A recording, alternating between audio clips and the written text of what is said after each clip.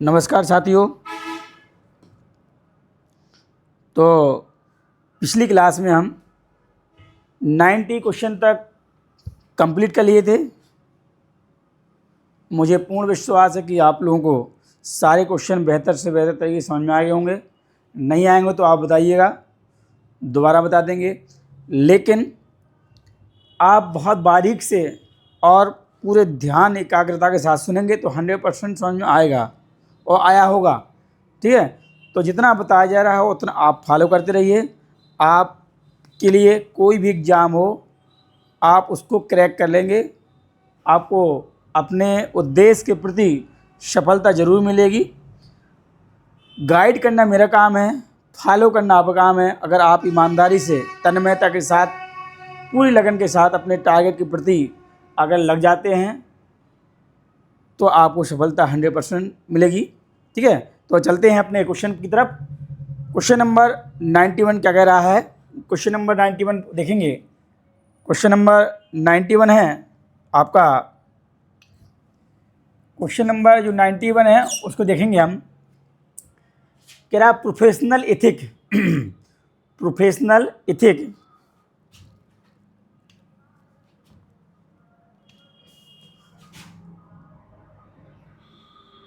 Question number 91 देखेंगे।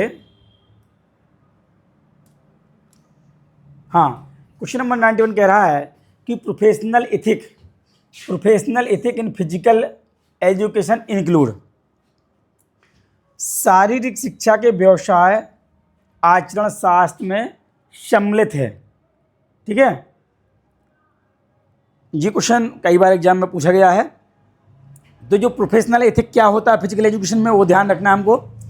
तो इसमें जो आपका है कि जो आपका पहला जो है मॉरल वैल्यू है, दूसरा आपका जजमेंट है, जजमेंट नहीं है यहाँ पर। ठीक है, मॉरल वैल्यू आपका आता है आपका प्रोफेशनल एथिक में, और फिजिकल फिटनेस नहीं आएगा। आपका सिंसियरिटी आपका इसके अंदर आता है। तो आपका निष्ठा होगा और आपका नैतिक मूल्य होगा। जो प्रोफेशनल एथिक है उसके अंतर्गत आपका मॉरल वैल्यू मतलब नैतिक मूल्य और आपका सिंसियरिटी मतलब निष्ठापूर्ण। ठीक है, तो जो हमारा जो कूट संख्या है वो कौन सी आ रही है तो देखना है। पहला और चौथा किस में आ रहा है हमारा? पहला और चौथा हमारा आ रहा है ऑप्शन नंबर 3 में आ रहा है। किस में आ रहा है? ऑप्शन नंबर 3 में। याद रखिएगा, जो प्रोफेशनल एथिक है वो उसके अंतर्गत हमारा नैतिक मूल्य और आपका निष्ठा आता है। क्लियर? ठीक है, तो पहला और चौथा सही है, आंसर नंबर 3 इसका सही होगा। अगला क्वेश्चन है हमारा, बहुत ही इंपॉर्टेंट क्वेश्चन है, ये कई बार एग्जाम में आ भी चुका हुआ है। ठीक है, तो इस क्वेश्चन को देखेंगे हम। अब इस क्वेश्चन को देखेंगे कि आपका क्वेश्चन जो कह रहा है, क्वेश्चन कह रहा है ये,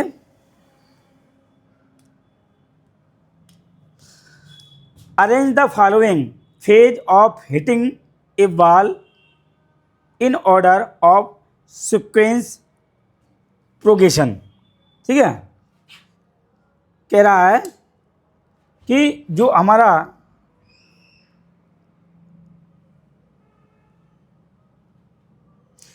arrange the following phase hitting a ball in order of sequence लिखा हुआ है प्रोग्रेशन। कहने का मतलब है अगर बॉल में हिट लगाना है तो उसका सीक्वेंस क्या होगा। ठीक है, किसकी बात कर रहा है ये? आपका हॉकी की बात कर रहा है। ठीक है, तो इसमें ऑप्शन नंबर 1 ये भी हमारा कोड दिए हैं। तो कोड संख्या जो दी है, पहला हमारा है हिटिंग, दूसरा है स्टांस, तीसरा है बैकलिफ्ट, चौथा है फॉलो थ्रू। तो कह रहा है कि arrange the following phase of hitting a ball में हिट करने के लिए जो सीक्वेंस होगा वो क्या होगा। तो हिट कहाँ किया जाता है? हॉकी में किया जाता है। अब उसको हॉकी में हिट करने के लिए क्या सीक्वेंस होगा? तो मैंने पिछली क्लास में बताया था आपका कि किसी भी स्किल को परफॉर्मेंस करने के लिए आपके 3 चीज़, पहला आता है स्टांस, दूसरा आता है आपका एग्जीक्यूशन,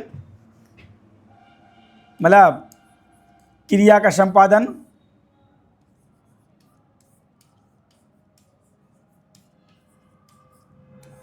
एग्जीक्यूशन, ठीक है। नंबर 3 है आपका फॉलो थ्रू,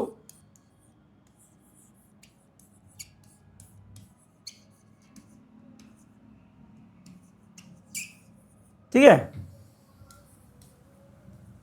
ठीक है। तो आपका 3 फेज है हमारा है स्टांस। स्टांस होता है खड़े होने की मुद्रा, खड़े होने की स्थिति, ठीक है। और एग्जीक्यूशन होता है क्रिया का संपादन, आप कोई एक्टिविटी करने जा रहे हैं उसको, ठीक है। एग्जीक्यूशन आपका होता है क्रिया का संपादन। जैसे हम कोई भी स्किल हो, चाहे वॉलीबॉल में स्मैश हो, चाहे फुटबॉल में किक लगाना हो, चाहे हॉकी में हिट मारनी हो, किसी भी एक्टिविटी को करने के लिए 3 हमारे मेन पॉइंट होते हैं, स्टांस, एग्जीक्यूशन और फॉलो थ्रू। स्टांस मीन्स खड़े होने की मुद्रा, फुल बैलेंसिंग पोजीशन। एग्जीक्यूशन में आपका अनस्टेबल बैलेंस हो जाएगा और फॉलो थ्रू पुनः वैसी स्थिति में आना, मतलब अपनी जो हमने क्रिया करने के बाद बॉडी को पुनः बैलेंसिंग पोजीशन में लाते हैं, उसे बोलते हैं फॉलो थ्रू। अब देखते हैं क्या कह रहा है, arrange the following phase of hitting a ball, order of sequence process, कि बॉल को हिट करने के लिए पहले क्या होगा, फिर उसके बाद क्या होगा, फिर उसके बाद क्या होगा, फिर उसके बाद क्या होगा। तो नंबर 1 मैंने कहा सबसे पहले स्टांस आता है। क्या आता है? स्टांस। तो पहला हमारा स्टांस ये होगा। तो जिस ऑप्शन में आपका नंबर 2 स्टांस पहले नंबर पे हो, स्टांस नंबर पहले पे हो, मतलब आपका क्रमांक ये दिया है, ये दूसरे नंबर पर, तो दूसरा पॉइंट पहले पे हो, दूसरा पॉइंट यहाँ पहले पे है, ठीक है। तो स्टांस के बाद होता है, अब इसमें दिया है स्टांस, फिर होता है आपका फॉलो थ्रू, मतलब आप फॉलो थ्रू के भी स्टेप होते हैं, फॉलो थ्रू के भी क्या होते हैं, स्टेप होते हैं, कि अब उसमें क्या होगा, आपका जब हमें हिट करना है, हिट करने के लिए हम बैक लेफ्ट करते हैं, मतलब आपके हॉकी को पीछे की ओर उठाते हैं, पीछे की ओर उठाते हैं, तो आएगा, फिर इसके बाद फिर आपका आएगा बैक लेफ्ट। नंबर 1 पे ये आ जाएगा, नंबर 2 पे आपका बैक लेफ्ट हो जाएगा, ठीक है। बैक लेफ्ट मतलब आपका बैक लेफ्ट, मतलब हॉकी को पीछे की ओर उठाना। फिर आपका आएगा हिटिंग, फिर आपका 3 नंबर पे आएगा हिटिंग। जब हम बैक लिफ्ट करेंगे फिर देन मारेंगे, तो आपका फिर ये हो गया हिटिंग। अब जब तक हिटिंग होता है तब तक बॉल और हॉकी का कनेक्शन हो जाए, वो हिटिंग प्रोसेस होता है। उसके बाद भी हमारा मूवमेंट चलता रहता है।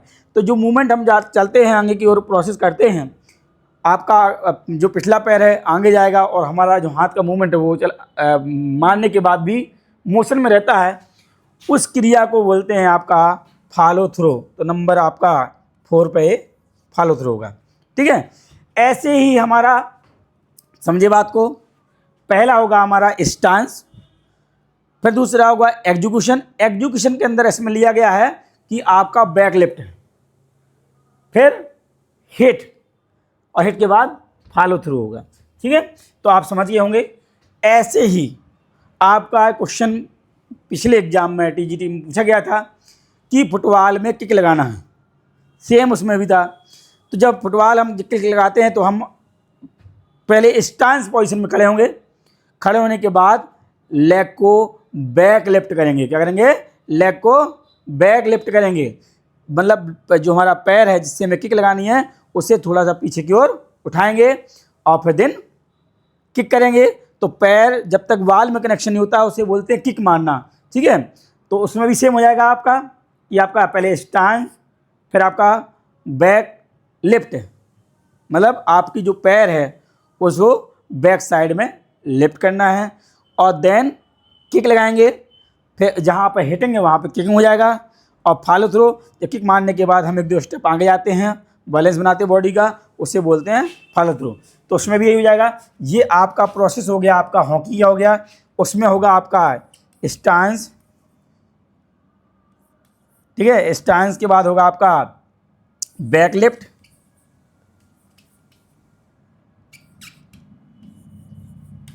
लेग, ठीक है, मतलब पैर का पीछे को उठाना। फिर देन होगा आपका किकिंग,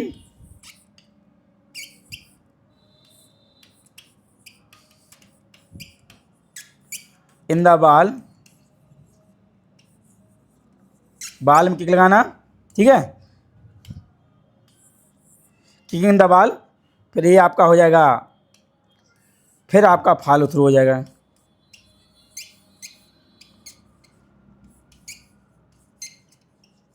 ठीक है, बात समझिए।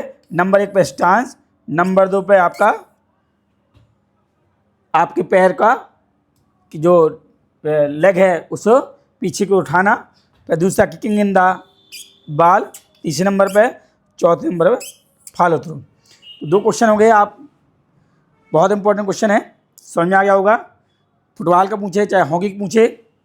इसी तरह आपका अगर स्मैश का पूछता है तो स्मैश का बना लीजिएगा। किसी भी स्किल का पूछे तो पहला हमारा स्टेप होगा आपका स्टांस होगा, फिर आपका होगा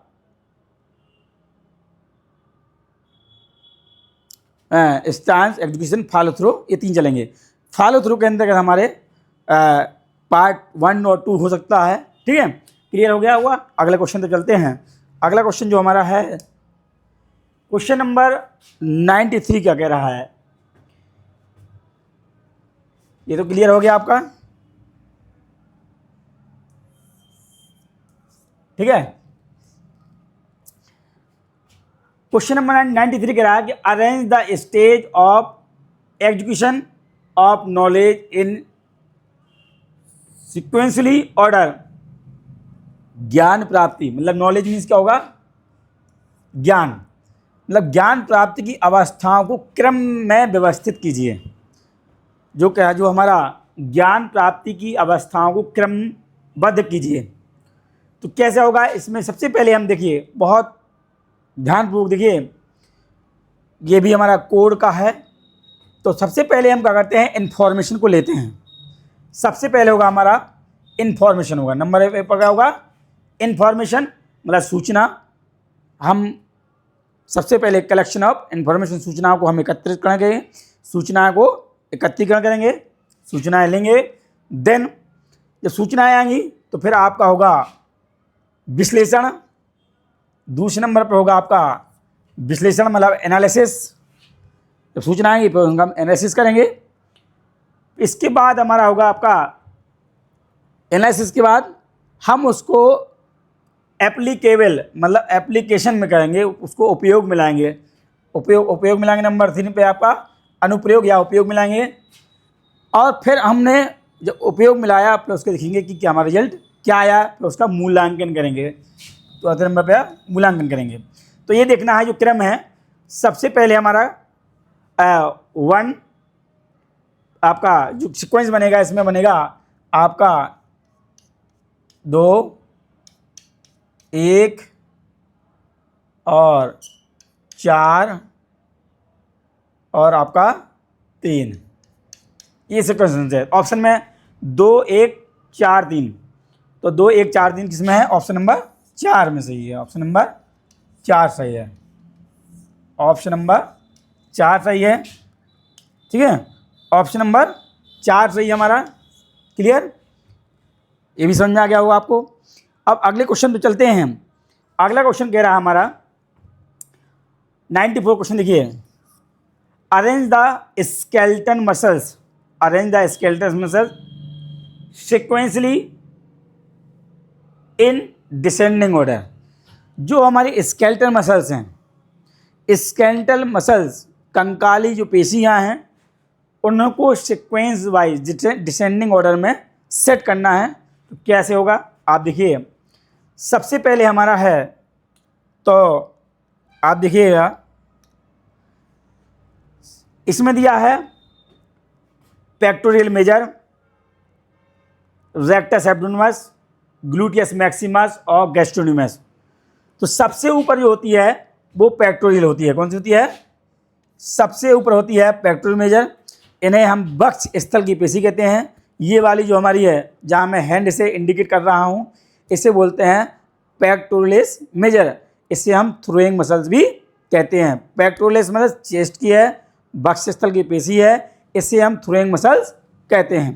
ठीक है, थ्रोइंग इन द बॉल या शॉट पुट को फेंकना, ठीक है, या पत्थर को फेंकना, यही मसल्स हमारी यूज होती है पेक्टोरलिस मेजर। अब दूसरे नंबर पे जो हमारी है, क्योंकि हमें सीक्वेंस में ऊपर से नीचे को सेट करना है, रेक्टस एब्डोमिनस। रेक्टस एब्डोमिनस हमारी जो पेट की पेशी है, ये सामने की जो पेशी होती है, हमें बोलते हैं रेक्टस एब्डोमिनस। ये वाली पेशी है जो हमारी, इसे बोलते हैं रेक्टस एब्डोमिनस। ठीक है, तो नंबर 2 पे आ जाएगी। नंबर 3 पे है आपका ग्लूटियस मैक्सिमस। जो हिप की पेशी है, ये आपका हिप है, इसे बोलते हैं ग्लूटियस मैक्सिमस। क्या बोलेंगे? Gluteus Maximus. बहुत चौड़ी पेशी होती है, फॉर्म के गद्दे की तरह होती है।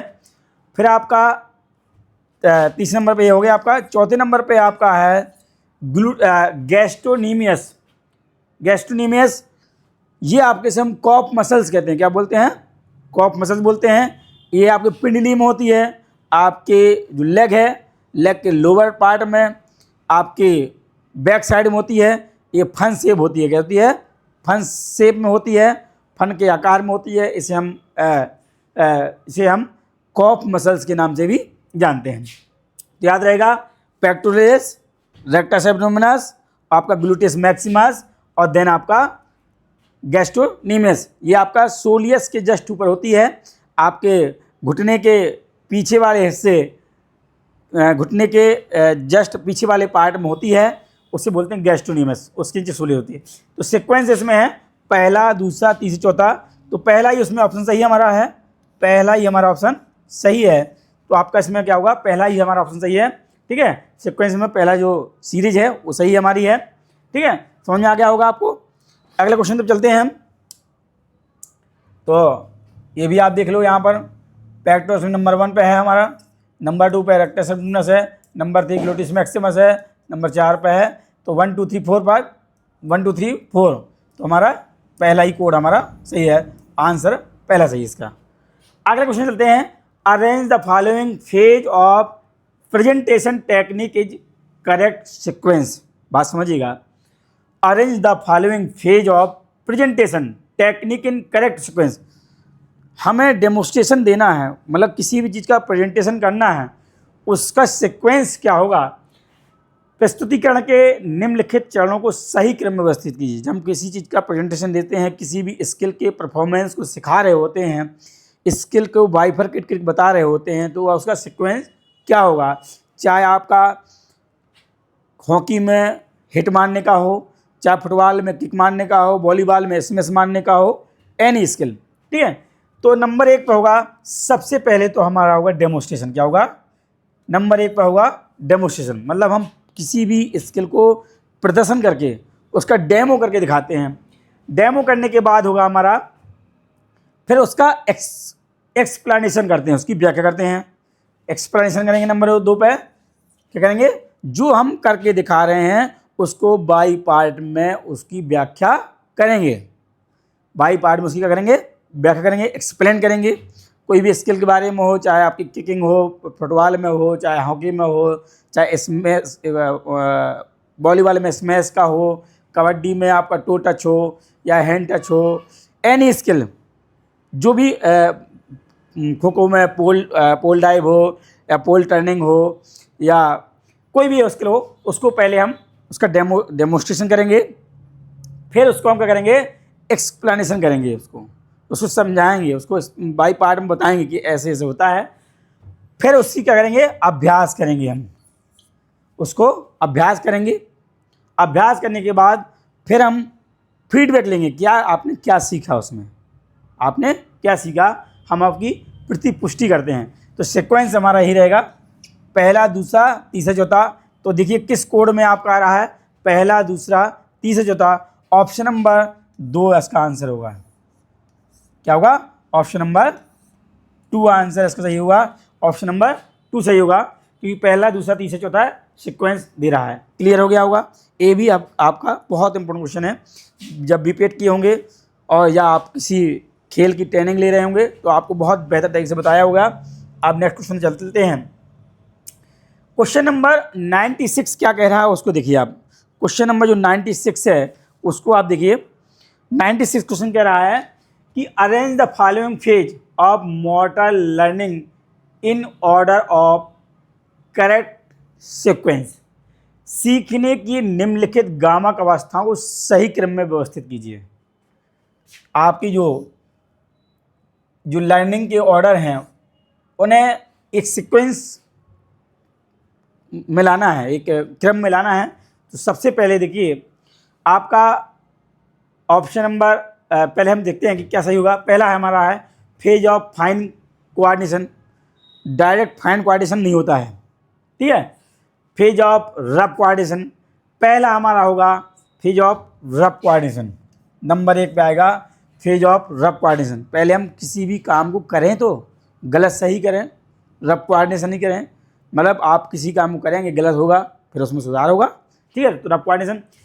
फिर आपका है phase of normal coordination, phase of normal coordination.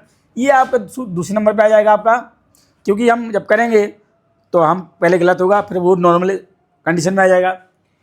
फिर हमारा हो जाएगा फेज ऑफ फाइन कोऑर्डिनेशन।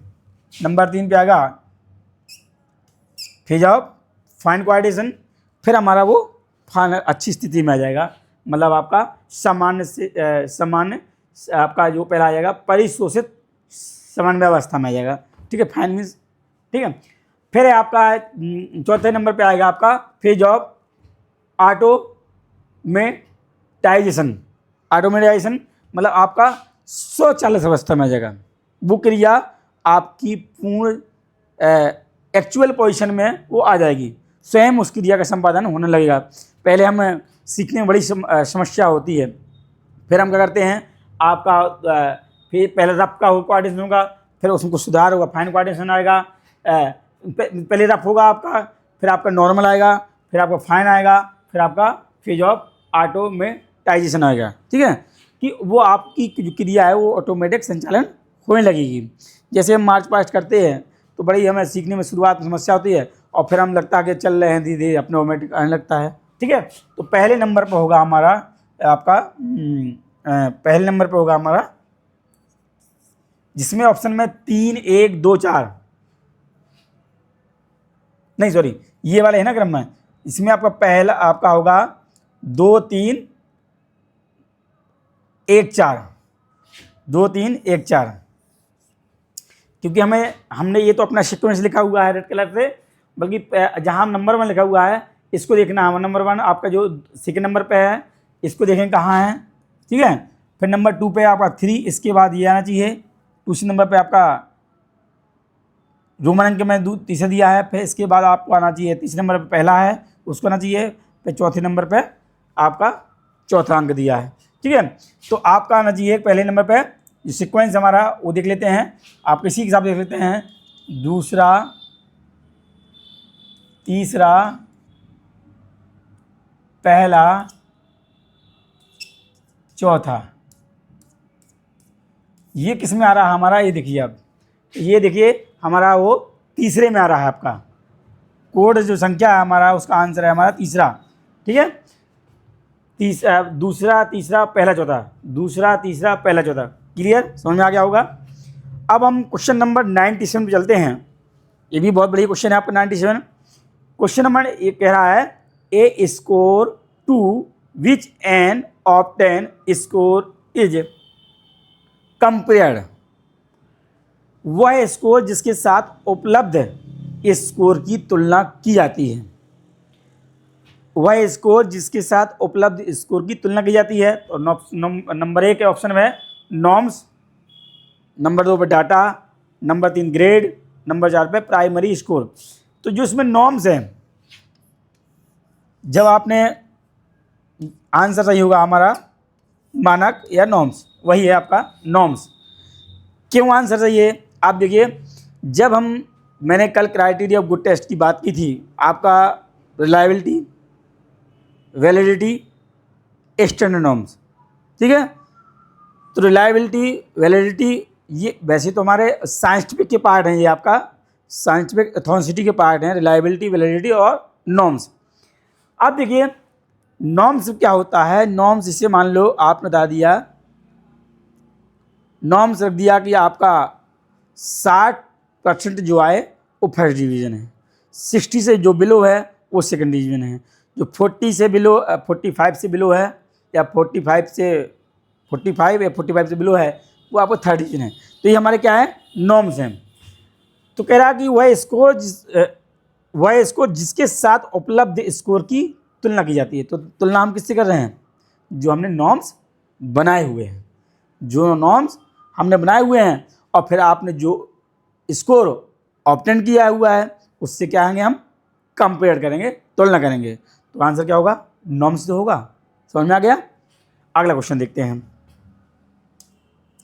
अगला क्वेश्चन है 98 है, बहुत इंपॉर्टेंट क्वेश्चन ये भी है हमारा। Cooper 12 minute run walk test measure, मतलब कहने का मतलब है कि आपका जो 12 मिनट कूपर का जो 12 मिनट रन वॉक परीक्षण है क्या मेजर करता है। 12 मिनट रन वॉक परीक्षण क्या मेजरमेंट करता है। तो ऑप्शन नंबर 1 देखिए, एजिलिटी नहीं नहीं, एजिलिटी नहीं है, एजिलिटी का मापन नहीं करता है। ऑप्शन नंबर 2 स्ट्रेंथ, इसका भी मेजरमेंट कूपर टेस्ट नहीं करता है। ऑप्शन नंबर 3 स्पीड, स्पीड का भी कूपर टेस्ट नहीं करता है।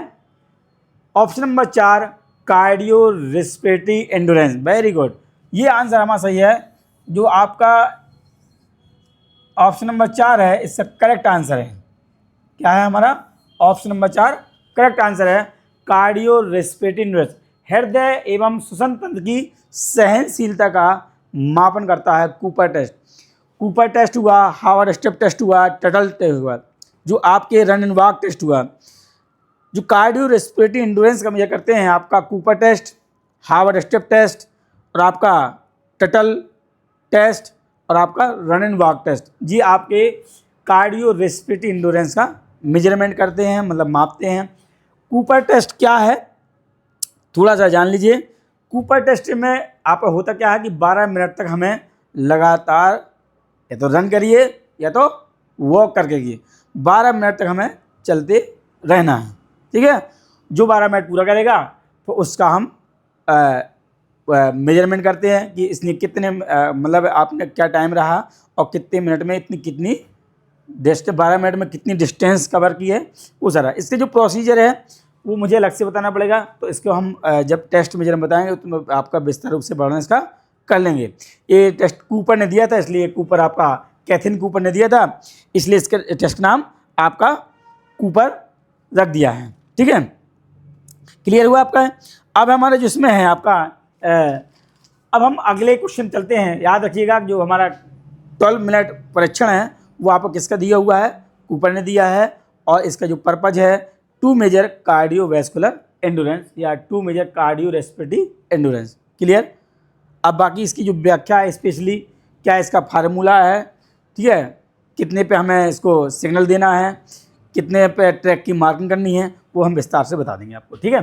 अगला क्वेश्चन देखते हैं, क्वेश्चन नंबर 99 देखो। Anatomical age can be decided by, ये बहुत चर्चित क्वेश्चन है ये हमारा। Anatomical age can be decide by, कहने का मतलब है शरीर संरचनात्मक या शरीर संरचना संबंधी आयु निम्न में से किससे निर्धारित की जाती है। कहने का मतलब है जो एनाटॉमिकल एज है उसको हम कैसे आइडेंटिफाई करेंगे। Option number 1 height of skeleton, कंकाल की लंबाई से। कैलेंडर एज, ए भी आपका नहीं है, कैलेंडर एज भी नहीं है, और सिक्रेशन ऑफ हार्मोन्स ये भी नहीं है। Ossification of bones, ossification of bones दाहिने हाथ की हड्डी में टेस्टिंग की जाती है, आपका डॉक्टर इसको देखेगा तो आपका दाएं हाथ की हड्डी को, रेडियल बोन्स को देखेगा, उसे ऑसिफिकेशन बोन्स की, बोन्स का जो निर्माण चल रहा है वो किस लेवल का है, तो उससे हमारी आयु की जो एनाटॉमिकल एज होती है वो उसकी कैलकुलेशन कर लेते हैं, ठीक है। ऑसिफिकेशन बॉन्ड से। ठीक है, आपका एक्सरे के माध्यम से भी कर लेते हैं, एक्सरे के माध्यम से भी कर लेंगे आपको एनाटॉमिकल एज, एक्सरे के माध्यम से, दांतों की संख्या काउंट करके और बॉन्स के निर्माण से। इन चीज़ों से हम एनाटॉमिकल एज की गणना कर सकते हैं। आपका नंबर 1 पे है हमारा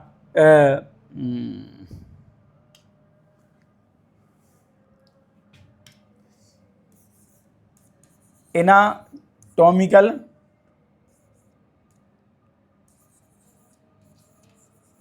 एज, और आपका फिर दूसरा हमारा है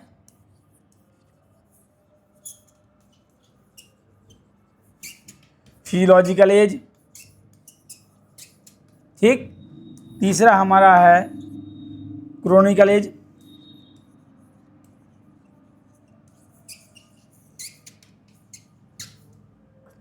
क्रोनिकल एज। ठीक, चौथा है मेंटल एज। ठीक, इसे बोलते हैं शरीर रचनात्मक आयु। ठीक है, इसे शरीर रचनात्मक आयु बोलते हैं, और इसे बोलते हैं फिजियोलॉजिकल एज, आपके क्रियात्मक आयु, और इसे बोलते हैं काल क्रमिक आयु। क्या बोलते हैं? काल क्रमिक एज। ठीक है, इसे बोलते हैं आपका क्रियात्मक आयु,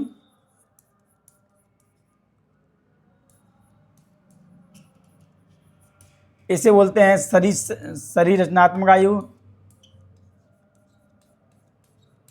ठीक है, इससे बोलते हैं मानसिक आयु। ठीक, तो इनके बारे में जानना है तो पहला जो हमारा क्वेश्चन कह रहा है कि anatomical age can be decide. जो एनाटॉमिकल एज है, शरीर की संरचनात्मक आयु है, उसको कौन सा ऑप्शन इसमें सही है? तो आपका होगा ossification of bones. Ossification of bones, अस्थिकृति से हमारा, इसमें आंसर सही होगा, चौथा सही होगा इसमें।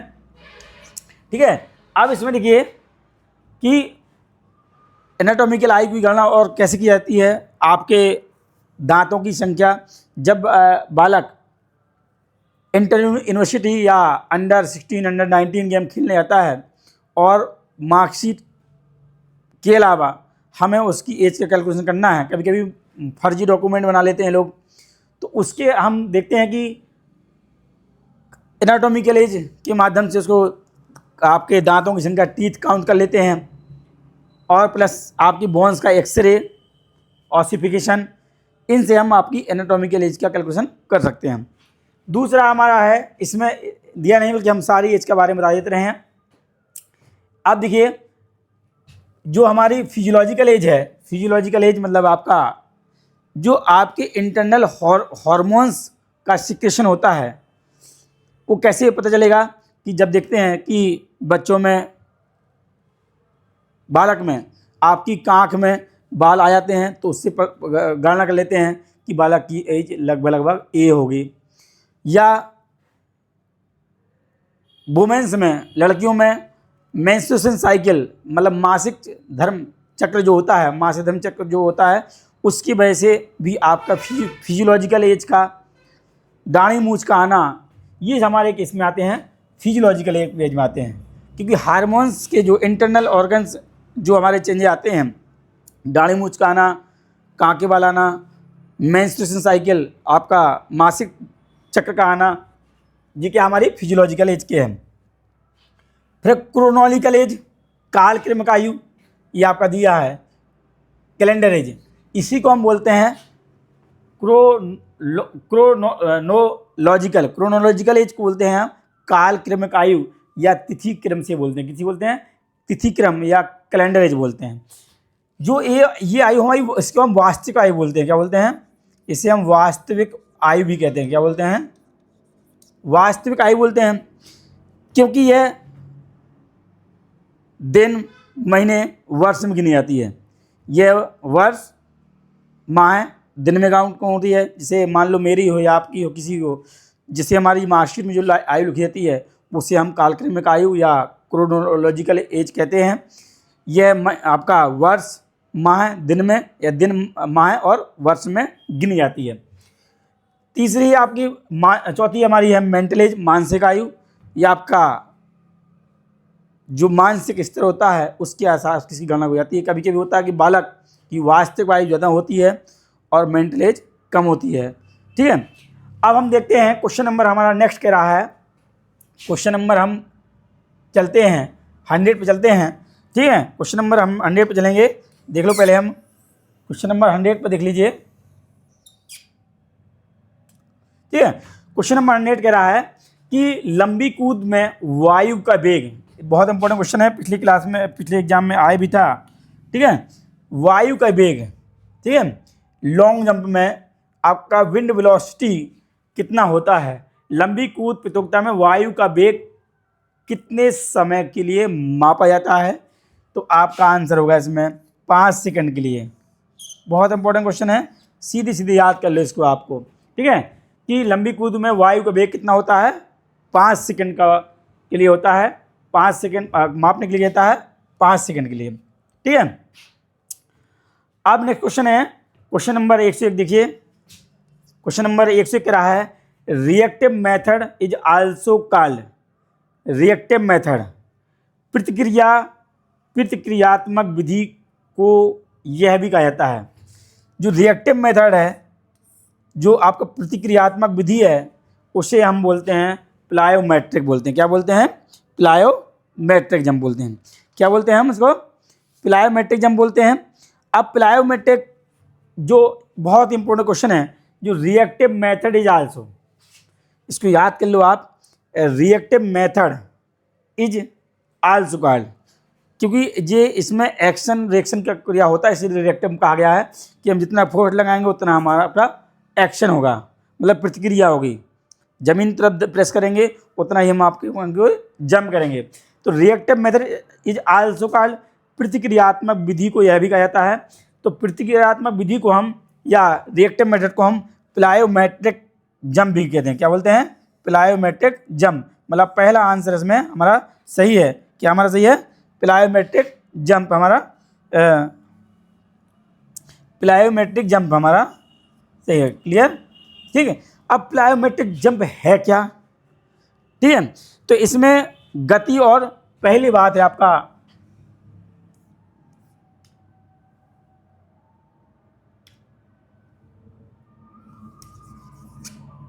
आप देखिए, समझाने का प्रयास करूंगा आपको।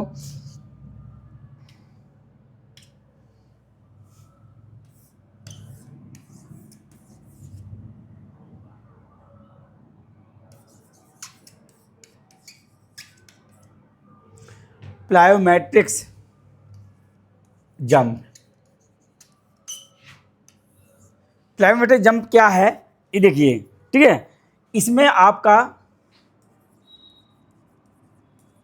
इसमें शक्ति एवं गति या शक्ति एवं गति का समन्वय होता है।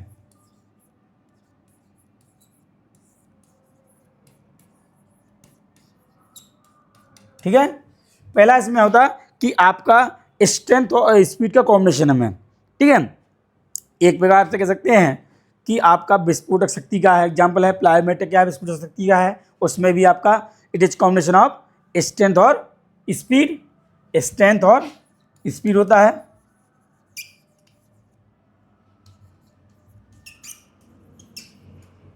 गति, शक्ति और गति का कॉम्बिनेशन कहाँ है, आपका विस्फोटक शक्ति में।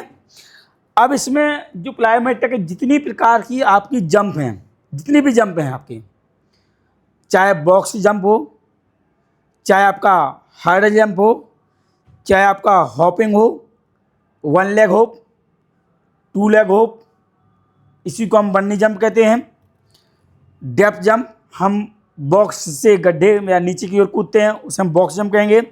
स्क्वाड जंप, हनुमान जंप, जितनी भी जंप हैं, जितनी भी जंप हैं वो किसका पार्ट है, आपका प्लायोमेट्रिक जंप का पार्ट है। ठीक है, किसका है, प्लायोमेट्रिक का। याद रहेगा, जितनी भी जंप हैं वो किसका है, प्लायोमेट्रिक का है। सभी में आपका एक्शन रिएक्शन भी होगा, इसलिए रिएक्टिव, इसलिए आप रिएक्टिव मेथड भी कहा गया कि चाहे हम जब प्रेशर लगाएंगे तभी ऊपर की ओर आएंगे। तो आपका बॉक्स जंप हुआ, ठीक है, बॉक्स जंप हुआ, हाइड्रल जंप हुआ,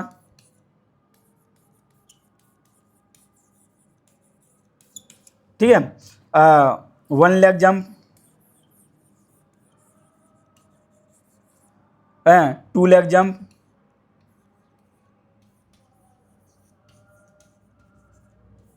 इसी को बन्नी जंप बोलते हैं, बन्नी जंप, ठीक है, आपका डेप्थ जंप,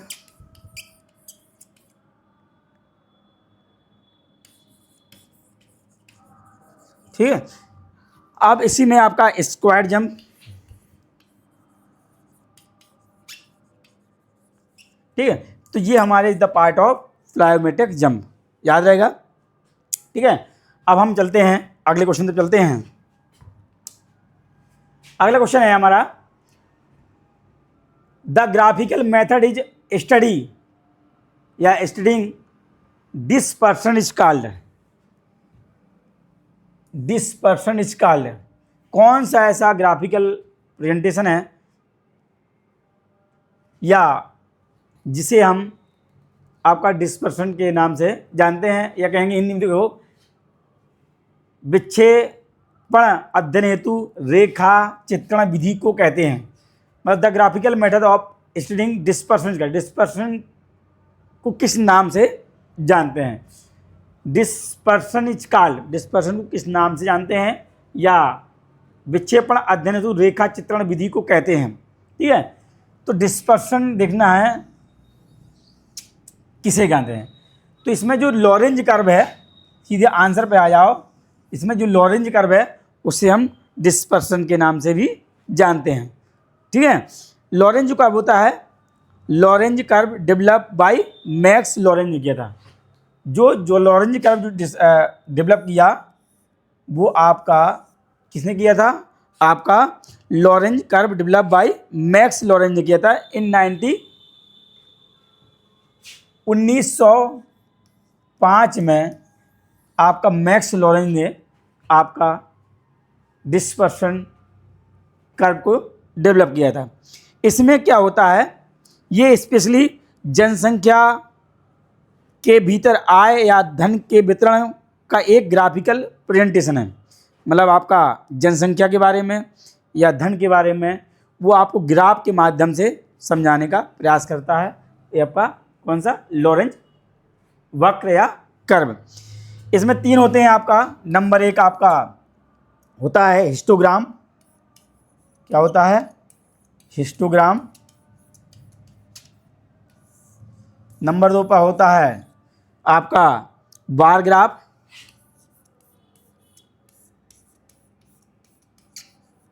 नंबर 3 पे है पाई ग्राफ।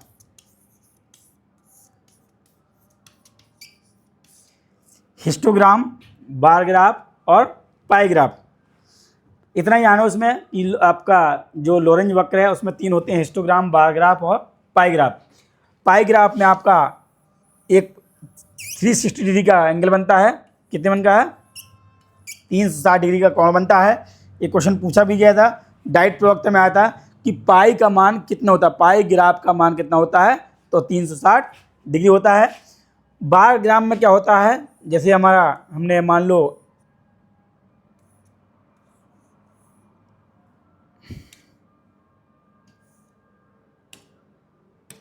आपको ऐसे बना दिए, ये हमारे क्या हैं, आपका बार डायग्राम हमारे, ठीक है। अब इसमें हिस्टोग्राम में भी होता है, ऐसे होता है।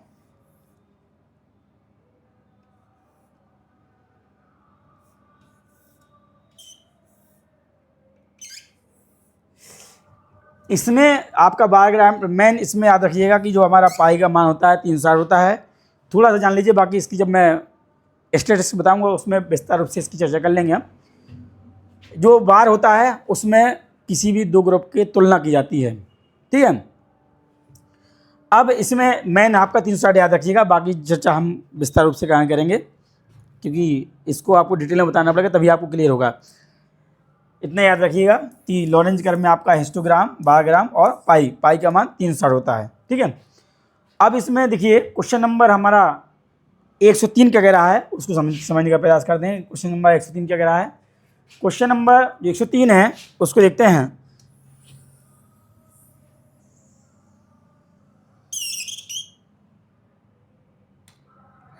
क्वेश्चन नंबर 103 कह रहा है, जिस प्रश्नावली में क्रमबद्ध प्रश्न होते हैं उसको कहा जाता है the questionnaire in which sequence of question is followed is called.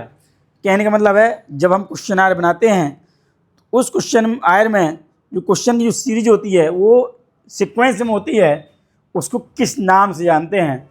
तो क्वेश्चन नंबर 103 हमारा है। ठीक है, उसमें आपका है कि उसे बोलेंगे आपका स्ट्रक्चर्ड। ठीक है, संगठित, जो एक स्ट्रक्चर होता है। ठीक है, स्ट्रक्चर्ड आपको जो होती है संरचनात्मक जो होती है वो संगठित होती है, उसे बोल देंगे आपका कि जिस प्रश्नावली में जो क्रमबद्ध होते हैं, जो प्रश्न में क्रमबद्ध होते हैं उसे बोलते हैं स्ट्रक्चर्ड। ठीक है, आंसर नंबर चौथा सही होगा। आंसर क्या होगा? स्ट्रक्चर्ड। ठीक है, वो आपका होगा संगठित। ठीक है, जो ऐसी प्रश्नावली जिसमें क्वेश्चन आपके होते हैं वो सीक्वेंस वाइज होते हैं उन्हें बोलते हैं संगठित। ऑप्शन नंबर 4 सही होगा।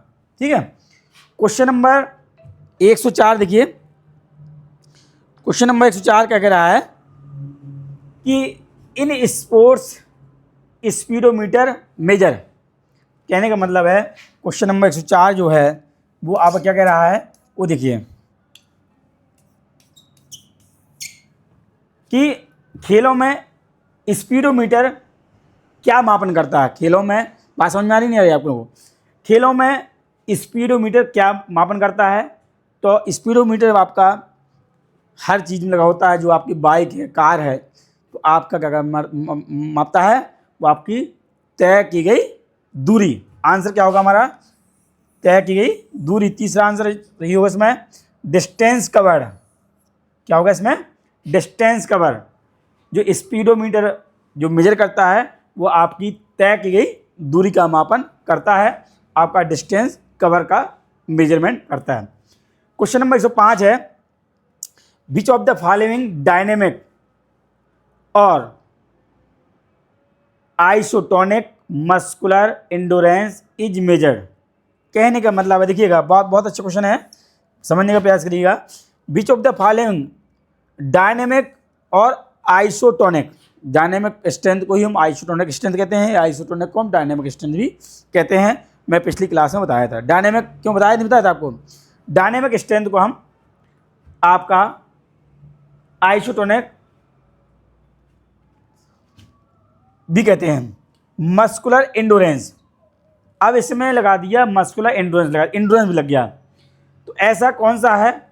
एक होती है स्ट्रेंथ होती है और एक होती है आपका स्ट्रेंथ एंडोरेंस, जिसमें हमारी शक्ति भी हो और सहनशीलता भी हो। अगर हम किसी भी क्रिया को 1 टाइम करें, उससे हम डंबल एक्सरसाइज करें, जो हम स्ट्रेंथ है उससे हम क्या करेंगे, ये स्ट्रेंथ मेजर करेगा हमारा। हमने 1 टाइम किया स्ट्रेंथ, अब इसको हम 1 मिनट लगातार एक्सरसाइज करते रहें, 1 मिनट तक हम इसको करते रहें, वो क्या होगा? स्ट्रेंथ एंडोरेंस होगा। अब देखिए, Y which of the following dynamic और isotonic muscular endurance is major. ठीक है, ऑप्शन नंबर 1 कह रहा है कि pushup, option number 2 pullups, option in sit-up और ऑल द अबव। जो पुशअप होता है, पुश अप मतलब हम पोजीशन लेंगे, लेट जाएंगे चेस्ट के बल और फिर बॉडी को ऊपर को उठाएंगे, इसे बोलेंगे पुशअप, मतलब धक्का देना, धक्के से बॉडी हमारी ऊपर की ओर आएगी। पुलअप्स, हम आपका हॉरिजॉन्टल बार रहेगी, हॉरिजॉन्टल बार को पकड़ के हम बॉडी को ऊपर की ओर रेज करना है, उसे बोलेंगे पुल अप। पुल मीन्स खींचना, अप मीन्स ऊपर की ओर, ये पुलअप्स हो गया। सिट अप, सिट मीन्स बैठना। पहले हम सब्जेक्ट लेना हो, सुपाइन कंडीशन, सब्जेक्ट आपका लेट जाएगा, पीठ केवल लेट जाएगा, इसके बाद वो आपका हाथ उसके गर्दन के पीछे रहेंगे और उठेगा वो, उसे बोलेंगे सिटअप बोलेंगे। तो 1 सिटअप लगाओ, चाहे 1 पुशअप लगाओ, चाहे 1 आपका पुलअप लगाओ, उससे मेजर होगा आपका, क्या होगा, स्ट्रेंथ मेजर होगी। और ये आइसो आपके टॉनिक के हैं, आइसोटोनिक के एग्जाम्पल हैं, क्योंकि इसमें विजुअल मूवमेंट है, हमारा कार दिखाई दे रहा है, मसल छोटी बड़ी हो जा रही है, डिस्प्लेसमेंट भी हो जा रहा है, ठीक है। तो ऐसे हमारा सिटअप में है, ऐसी पुलअप से में है, ऐसी हमारा पुशअप में है। तो ये स्पेशली किसके हैं एग्जाम्पल, आइसोटोनिक के हैं, ठीक है। अब इसी को हमने बार बार करेंगे, 1 मिनट करेंगे या इसकी मोर रेपिटेशन करेंगे, पुनरावृत्ति इसकी बढ़ा देंगे, तो इसमें क्या होगा, आपका एंडोरेंस का भी मेजरमेंट होगा, ठीक है। तो आंसर होगा all the above, all the above. इसका आंसर क्या होगा हमारा, ऑल द एबव, ठीक है। अब जो इसमें क्या है, निम्न में से किसके द्वारा गतिज एवं आइसोटोनिक मांसपेशी क्षमता का मापन होता है, तो उपरोक्त में से सभी, उपरोक्त में से आपका सभी, उपरोक्त में से सभी आंसर होगा इसमें। क्लियर, समझ में आ गया होगा।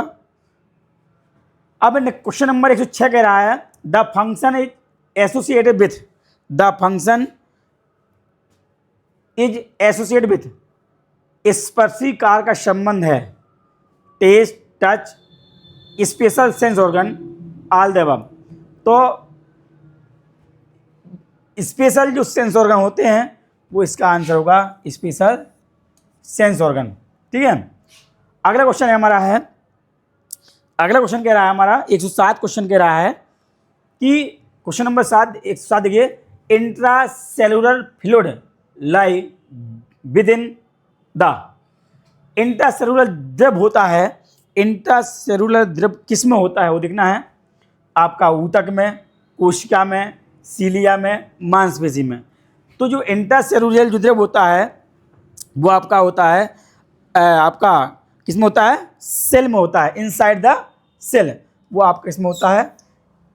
जो इंट्रासेलुलर फ्लूइड होता है कोशिका में होता है, किस में होता है, कोशिका में होता है, कि आपका intracellular fluid ICF is the water and dissolve substance found inside the cell.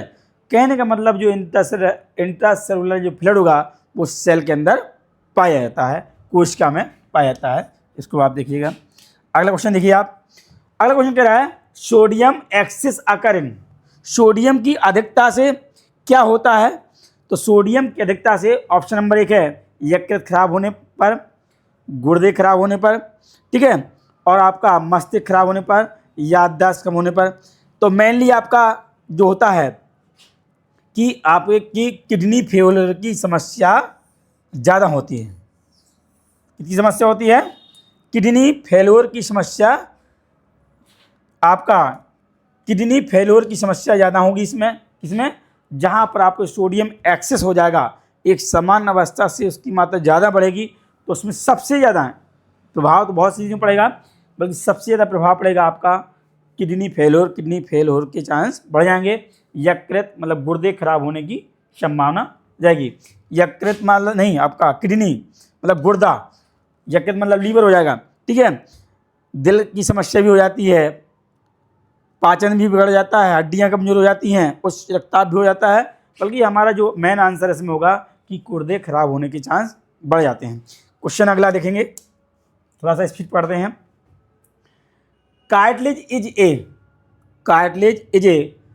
Cartilage होता है किस कलर का होता है, तो कार्टिलेज आपका वाइट ब्लू सब्सटेंस का होता है, किस होता है, वाइट ब्लू सब्सटेंस, मतलब आपका सफ़ेद पीला तत्व होता है।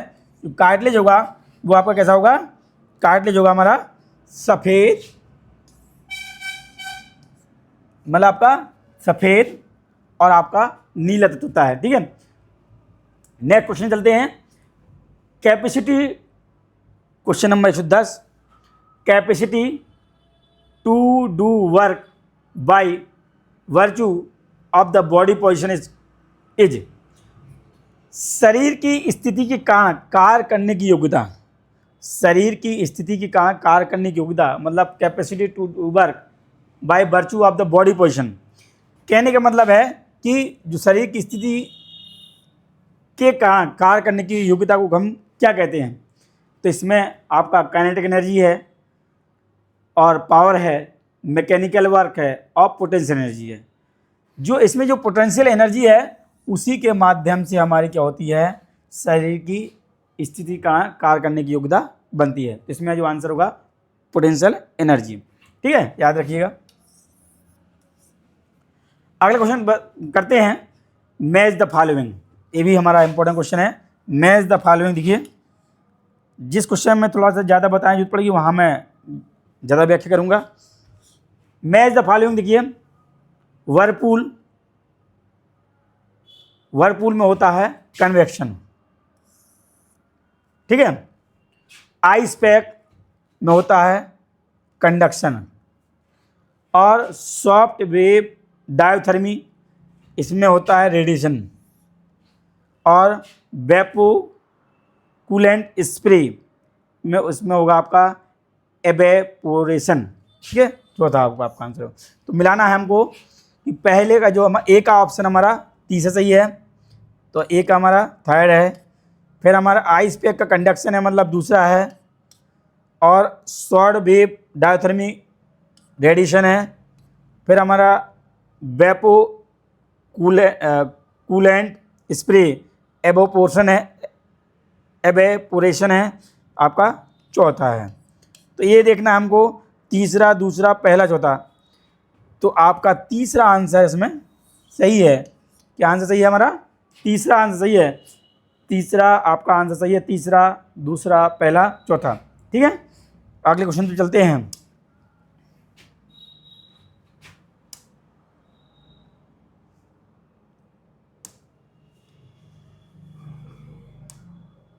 Question number 111। 111 के बाद दो क्वेश्चन आपके मिस हो गए हैं थोड़ा सा पीडीएफ में। 111, चलिए कोई बात नहीं, उसको क्वेश्चन में देख ले रहा हूँ क्या क्वेश्चन है हमारे। 113 क्वेश्चन क्या है और आपका 114 क्या है। ठीक है, तो देख लेते हैं, समझ में तो आ ही रहा होगा आप लोगों को। ठीक है,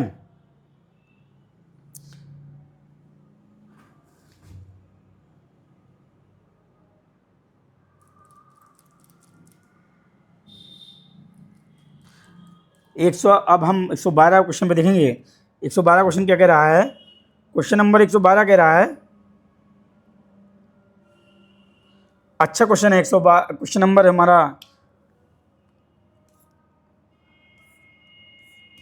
112, 11 तक हमारा हो गया। 112 देखिए, 112 क्वेश्चन कह रहा है हमारा सेल्फ वैलिडेशन थ्योरी।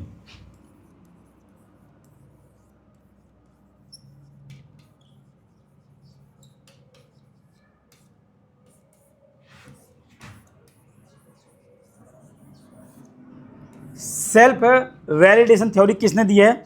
सबसे महत्वपूर्ण यह है कि जो सेल्फ वैलिडेशन थ्योरी है वो किससे संबंधित है। तो आपका ये है सेल्फ वैलिडेशन थ्योरी है शरीर की आकृति से। इतना याद रखिए। क्वेश्चन नंबर 12 कह रहा है सेल्फ वैलिडेशन थ्योरी किससे है? शरीर आकृति से है।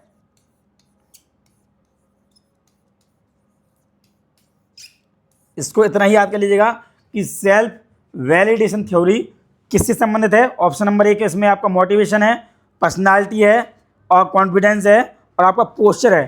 तो किससे संबंध है? हमारा पोस्चर से संबंधित है। सेल्फ वैलिडेशन थ्योरी किससे संबंधित हमारी है? पोस्चर से। ठीक है, क्वेश्चन नंबर 113 क्या कह रहा है? क्वेश्चन नंबर 113 भी देख लेते हैं हम। क्वेश्चन नंबर 113 देखते हैं।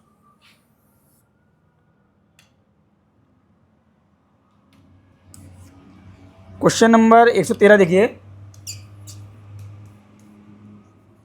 ये भी बहुत इंपॉर्टेंट है। The contractile element of muscles, बहुत इंपॉर्टेंट है। द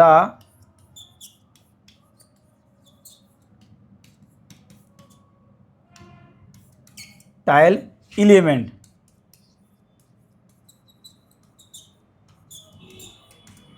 संकुचनशील तत्व,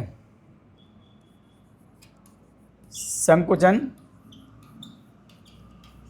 तत्व क्या है? ठीक है, क्वेश्चन नंबर हमारा 113 है ये हमारा कि द कॉन्टेक्टाइल एलिमेंट क्या है। तो ऑप्शन नंबर 1 है सार्कोप्लाज्म, ऑप्शन नंबर 2 है पेरीमायोसियम, ऑप्शन नंबर 3 है इपीमायोसियम, ऑप्शन नंबर 4 है मायोफाइब्रिल। तो आंसर इसमें होगा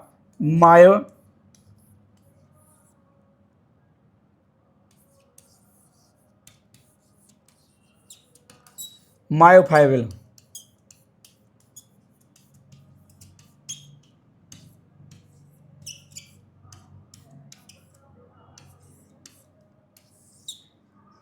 जो कॉन्टेक्टाइल एलिमेंट है वो क्या हमारा मायोफाइब्रिल है।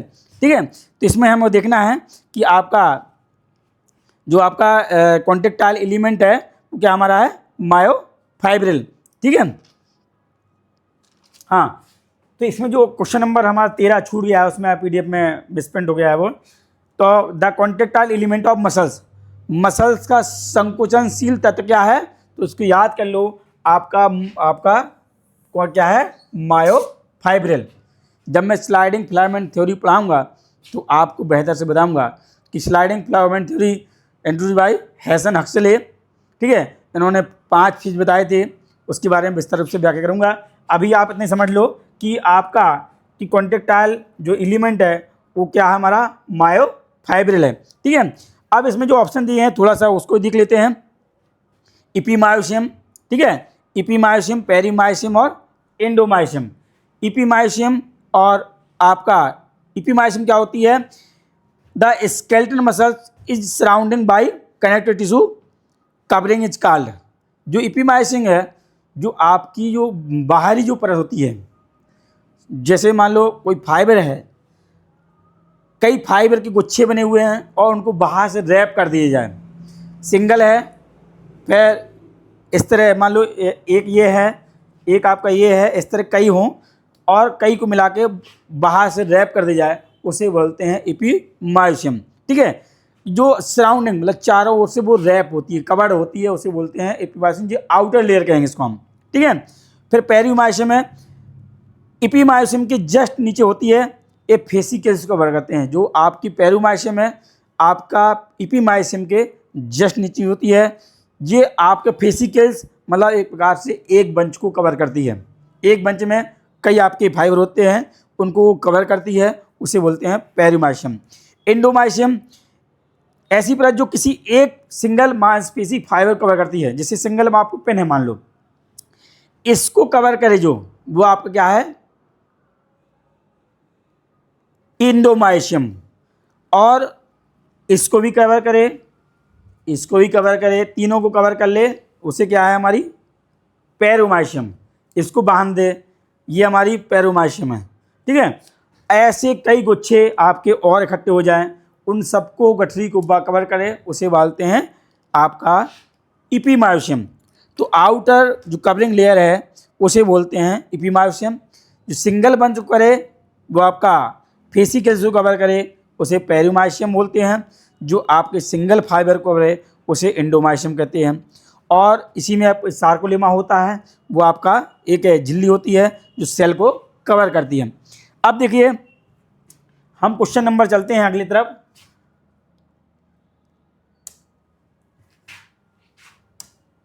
क्वेश्चन नंबर 14 देखिए, बहुत इंपॉर्टेंट ये भी हमारा है। The arrange ratio in blood between plasma and cell. ठीक है, प्लाज्मा और कोशिका के मध्य अनुपात होता है ब्लड और प्लाज्मा। तो इसमें जो आपका रक्त और प्लाज्मा का रेशियो होता है, ब्लड आपका कितना होता है, आपका ब्लड होता है आपका 40% आपका ब्लड होगा, 40/60 आंसर्स में होगा। इसमें जो आंसर है हमारा, देखिए 2 आंसर्स में सही हो रहे हैं, आपका 40/60 भी इसमें सही है और 55/45 भी सही है। ठीक है, बल्कि इसमें जो आयोग ने माना था हमारा वो 55/45 है। भाई दोनों बहुत नियरेस्ट है, इतना नियरेस्ट ऑप्शन नहीं होना चाहिए, दोनों ऑप्शन सही है इसमें, ठीक है। क्योंकि जो रक्त में जब कंपोनेंट में जब पढ़ाऊँगा तो जो रक्त के जो कंपोनेंट हैं वो आपका ब्लड सेल और आपका प्लाज्मा, ठीक है। तो ब्लड आपके कितने हैं 40% और प्लाज्मा है 60%, ठीक है। तो 40 और 60 मिला के कंप्लीट 100 हो जाता है, तो आपका ये भी सही है। और 55 यहाँ पर आपका 55 हो जाता है, 55 से 60% मान लेते हैं, यहाँ आपका 40 से 45 मान लेते हैं, ठीक है। तो ब्लड में कंपोनेंट ब्लड के दो होते हैं, दो मेजर कंपोनेंट हैं, आपका ब्लड सेल्स और प्लाज्मा। ब्लड सेल्स आपका 40% और प्लाज्मा आपका 60%, ठीक है। अगले क्वेश्चन चलते हैं। अगला क्वेश्चन देखिए,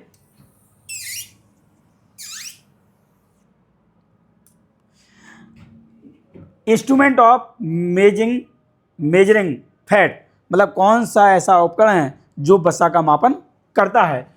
कि वसा मापने का यंत्र कौन सा है हमारा, वसा मापने का जो यंत्र है वो आपका फैट को मेजर करने वाला यंत्र है, वो आपका होता है स्किन फोल्ड कैलिपर। आंसर क्या होगा हमारा, आंसर तीसरा होगा skin fold caliper. Skin fold caliper के माध्यम से हम आपका क्या मापते हैं, वसा का फैट का मेजरमेंट करते हैं। अगले क्वेश्चन चलते हैं, क्वेश्चन नंबर 116 देखिए, इसेंट्रिक कॉन्सेंट्रिक मूवमेंट अकर इन, मतलब कहने का मतलब है इसेंट्रिक और कॉन्सेंट्रिक मतलब संकुचन और आपका सिकुड़न और खिंचाव। भले आपका इसेंट्रिक मतलब फैलाव और कॉन्सेंट्रिक मतलब संकुचन, संकुचन और रिलैक्सेशन मतलब आपका सिकुड़न और शीतलन, ठीक है। संकुचन और शीतलन की अवस्था किस में होती है, तो आपका देखिएगा ऑप्शन नंबर 1 है, देखियो पहला है, पहले में नहीं है, विस्फोटक शक्ति में। जो हम प्लायोमेट्रिक जंप की बात अभी कर रहे थे, प्लायोमेट्रिक जंप में आपके ये फेज आते हैं, आपका विस्फोटक जो मूवमेंट होता है वो प्लायोमेट्रिक जंप में होता है, ठीक है। उसमें आपकी अवस्थाएं आती हैं, इसेंट्रिक कॉन्सेंट्रिक मूवमेंट जो होता है आपका फैलाव और सिकुड़न, मतलब है इसेंट्रिक मीन्स आपका रिलैक्स, ठीक है, और कॉन्सेंट्रिक मीन्स संकुचन, ठीक है। तो ये ऐसी अवस्थाएं हमें विस्फोटक गति में देखने को मिलती हैं, प्लायोमेट्रिक जंप में देखने को मिलती हैं, एक्सप्लोसिव मूवमेंट में देखने को मिलती हैं। तो आंसर सही होगा इसमें दूसरा। अगला क्वेश्चन देखते हैं, क्वेश्चन नंबर 117 है हमारा, इसके पहले हमारा क्वेश्चन हुआ है आपका 116, हाँ 117 क्वेश्चन कह रहा है कि anticipation and selection correct response are the major factor to determine, पूर्वाभ्यास एवं सही प्रतिक्रिया का चुनाव मुख्य कारक होते हैं, ठीक है। इसमें जो आपका anticipation and selection of correct response are the major factor to determine, पूर्वाभ्यास एवं सही प्रतिक्रिया का चुनाव के मुख्य कारक होते हैं, ठीक है। तो ऑप्शन नंबर 1 है simple reaction ability, complex reaction ability, momentum time और रिफ्लेक्शन। इसके जो आंसर होगा आपका होगा आंसर कॉम्प्लेक्स रिएक्शन एबिलिटी। क्या आंसर होगा, कॉम्प्लेक्स रिएक्शन एबिलिटी, ठीक है, कॉम्प्लेक्स रिएक्शन एबिलिटी होगा आपका, ठीक है। क्वेश्चन नंबर हम अगले तब चलते हैं, 118 में क्वेश्चन देखिएगा, क्वेश्चन नंबर 118 देखिए, क्वेश्चन नंबर 118 कह रहा है the art of competing is called, the art of competing is called, प्रतियोगिता करने की कला, आर्ट मतलब कला किसे कहते हैं, तो कला बोलते हैं टैक्टिक्स को बोलते हैं, क्या बोलते हैं, युक्ति को बोलते हैं। ब्लूप्रिंट क्या था हमारा, स्ट्रेटजी था, ब्लूप्रिंट क्या था हमारा, स्ट्रेटजी था। और जो आर्ट ऑफ कम्पीटिंग मतलब आपकी जो प्रतियोगिता में करने की जो हमारी कला को बोलते हैं वो आपको क्या बोलते हैं, युक्ति बोलते हैं, टैक्टिक्स बोलते हैं, क्या बोलते हैं, टैक्टिक्स, ठीक है, युक्ति। अगला क्वेश्चन है क्वेश्चन नंबर 119 है, intramural program creates a sense of, intramural जो प्रोग्राम होते हैं वो क्या क्रिएट्स करते हैं, अंतःवास प्रतियोगिताओं, इस अवधारणा को प्रकट करती हैं। जो इंट्रामुरल कंपटीशन होता है, जो इंट्रामुरल जो कंपटीशन होता है, उसका मेन क्या क्रिएट करता है, उसकी जो सबसे ज़्यादा सहभागिता क्या होती है उसकी देखिएगा। तो जो इंट्रामुरल प्रोग्राम है, आपके प्रोग्राम होता है इंट्रामुरल कंपटीशन और एक्स्ट्रामुरल कंपटीशन। ऐसी प्रतियोगिताएं जो आपकी इनसाइड द वॉल, जो एक चार दीवारी एक बाउंड्री वॉल के अंदर हो, उन्हें बोलते हैं इंट्राम्यूरल कंपटीशन। जैसे इंटर हाउस कंपटीशन, एक हाउस आपका blue house, red house, green house, yellow house, house बना के हम एक ही महाविद्यालय या स्कूल स्तर पर 4 भागों में बांट के हाउस वाइज मैच कराएं, उसे बोलते हैं intramural competition. Inter house competition, inter class competition, ये आपका होता है इंट्रामुरल। इनसाइड द वॉल जो हमारी चार दीवारी है, इंटर फैकल्टी कंपटीशन, महाविद्यालय में 3 फैकल्टी हैं, art faculty, science faculty, commerce faculty, तो उनका आपस में मैच हो, वो भी क्या है हमारा इंट्रामुरल है। हाउस वाइज हो, वो भी क्या है इंट्रामुरल है। क्लास वाइज हो, वो भी इंट्रामुरल है। एक होता है एक्स्ट्रामुरल कि आउटसाइड द वॉल, एक विद्यालय से दूसरे विद्यालय के बीच में हो, मतलब चार दीवारी के बाहर, वो आपका एक्स्ट्रामुरल कंपटीशन होता है। इस जो इंट्रामुरल की जो मेन थीम क्या है वो देखिए। इंट्रामुरल का मतलब होता है कि इन्वॉल्वमेंट, आंसर पहला सही इसका है क्या हमारा इन्वॉल्वमेंट, सम्मिलित होना। कैसे? पहला ऑप्शन है इन्वॉल्वमेंट है, दूसरा ह्यूमर है, एंजॉयमेंट है, अचीवमेंट है। इंट्रामुरल का जो मेन उद्देश्य है वो क्या है हमारा इन्वॉल्वमेंट है, क्योंकि एक महाविद्यालय से जब 4 हाउस बनेंगे, एक महाविद्यालय में या स्कूल में 4 हाउस बनेंगे, तो वॉलीबॉल का ही ले लो एग्जाम्पल आप, तो 12-12 टीम खेलेंगी, 12 दूनी 24, 24 दूनी 48 लोगों को खेलने का मौका मिलेगा। तो इन्वॉल्वमेंट जब खेलेंगे तो उसी में से आपको प्रतिभा निकलने का अवसर मिलेगा, हमें अच्छे खिलाड़ी छांटने का अवसर मिलेगा। इन्वॉल्वमेंट मतलब प्रतिभा सबसे ज़्यादा होता है सम्मिलित होना, ठीक है। तो 48 लोग शामिल होंगे। इसी तरह खो खो का है, कबड्डी का है, वॉलीबॉल का है, बास्केटबॉल का, कबड्डी, जो भी गेम हो, मतलब मैक्सिमम स्टूडेंट को पार्टिसिपेट करने का अवसर मिलता है। और उसी से हम क्या है अच्छे बच्चों को, अच्छे प्रतिभागियों को, अच्छे खिलाड़ियों को चयन करने में हमें सहूलियत होती है, ठीक है। क्वेश्चन नंबर समझ में आ गया होगा। इन्वॉल्वमेंट बहुत अच्छा क्वेश्चन है। इंट्रामुरल का मेन उद्देश्य है इन्वॉल्वमेंट। अगला क्वेश्चन देखिए, क्वेश्चन नंबर 120 के रहा, लास्ट क्वेश्चन है। फिर हम कल से अगली सीरीज पे आएंगे और अच्छी सीरीज लेके आएंगे, जिससे आपको बेहतर से बेहतर क्वेश्चन, अच्छे से क्वेश्चन मिल सकें और आपका भविष्य सुधर सके, ठीक है।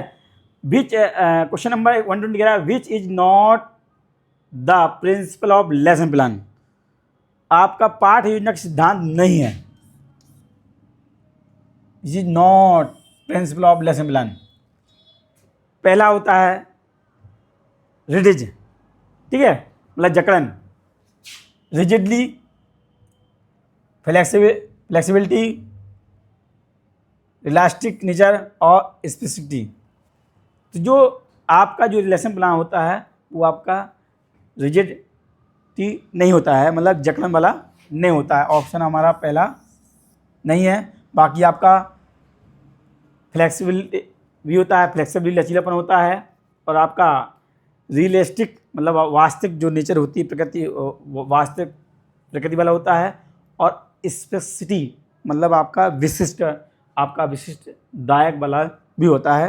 तो मुझे पूर्ण विश्वास है कि आप लोगों को समझ में आया होगा। बहुत बहुत धन्यवाद। आप अच्छी तरह से तैयार कर लीजिएगा। अब हम मिलते हैं अगली क्लास में।